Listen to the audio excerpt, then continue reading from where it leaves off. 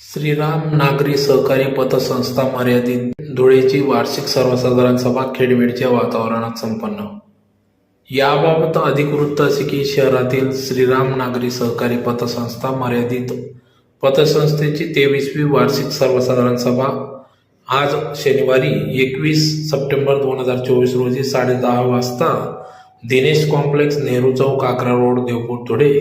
या ठिकाणी चेअरमन रवींद्र खानकरी यांच्या अध्यक्षतेखाली सभा पार पडली. तर या सभेत एकूण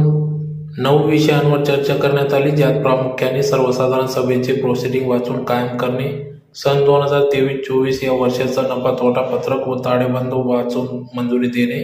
संचालक मंडळाने सुचविलेले सन 2023-24 चा नफा वाटण्यास मंजुरी देणे व लाभांश जाहीर करणे, सन 2024-25 या वर्षाच्या अंदाजपत्रकास मंजुरी देणे, सन 2023-24